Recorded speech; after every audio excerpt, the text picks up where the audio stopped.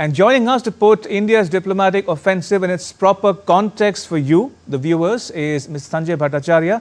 Ambassador Bhattacharya is a former Indian envoy to Egypt, Turkey and Switzerland.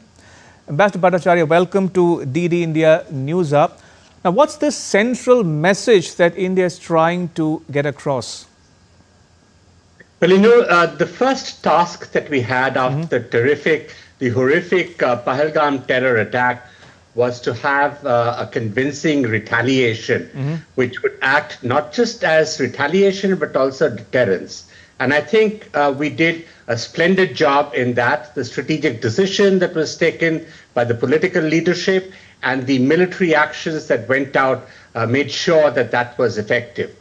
The story now is really controlling the narrative, because Pakistan has for a very long time tried to spread its canard of lies about it being a victim of terrorism, when actually it is the sponsor and harborer of terrorists. There have been so many instances where terrorists have been found in Pakistan, so many terrorist groups which have been proscribed in the United Nations, but Pakistan still continues with that particular objective. It is necessary for us at this stage to tell the world that Pakistan is actually a terror state. It had been recognized when the FATF had done so, but I think it's necessary to reinforce, because what we do need to do is to build that certain deterrence and, if necessary, a certain capability for preemption. And the support and understanding of countries around the world who already appreciate the fact that Pakistan has not been very good on this particular score needs to be reinforced. And I think that's what the objective is. Ambassador, since the 22nd April Pahalgam attack and after India's Operation Sindhur launched on 7th of May, do you think there is a greater appreciation today of India's concerns? Well, I think there are two aspects to it, if I may say, Ramesh. Sure. The first is that there is an understanding that Pakistan had been hit very strongly by Indian retaliation and therefore had to seek cover. And in some ways, I think it did get certain support from certain countries in the effect that people reached out so that there was a ceasefire effected, and the Pakistani DGMO reached out to his counterpart in India.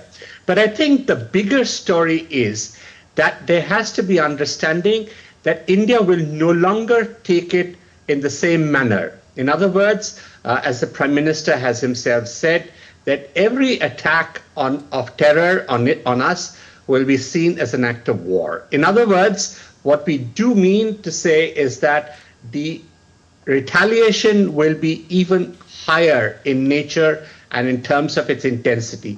We saw this between 2016 and 2019, and what we did this time was significantly more. And when the Pakistanis retaliated, we hit their military establishments as well.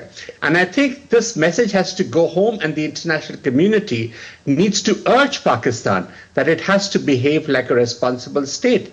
Pakistan has had serious problems with its economy, has got several problems with its areas in terms of political turmoil.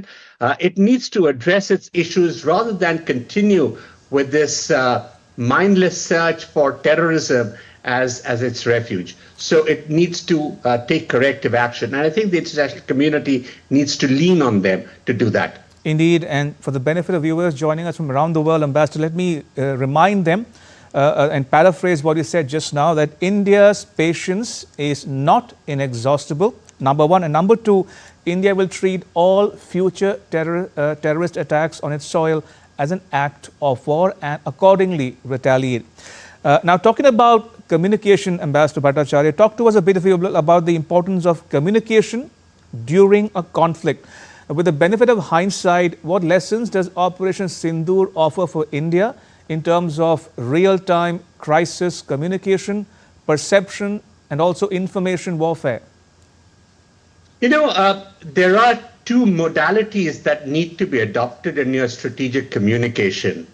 One is the message that you send out to your own people so that you can maintain calm and the unity of the people at a time like this. We are, after all, the largest and most vibrant democracy in the world. We are also engaged in a serious endeavor for economic development, which is the mainstay of our efforts these days. And therefore, we need to keep our people focused on those objectives. We have other adversaries, but we have this irritant in Pakistan, which we need to deal with. So we need to tell our people, that's the first thing, that they don't need to be very concerned. We are dealing with it effectively in the military manner. The second aspect of that is to have this communication with the rest of the global community. At the end of the day, let's be very clear, India will deal with this bilaterally. The threat that Pakistan poses through its terrorism will be dealt with bilaterally by India. And it will be dealt with in a manner that we deem fit.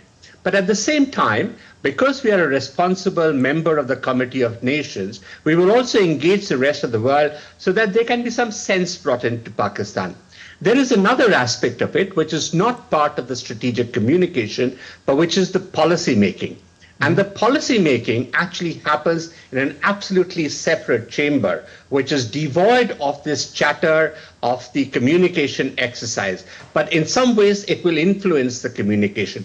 But the communication will never influence the policy. And I think in this particular instance, the new red lines that have been drawn, the kind of escalated action that we have initiated, are an indication of our policy resolve.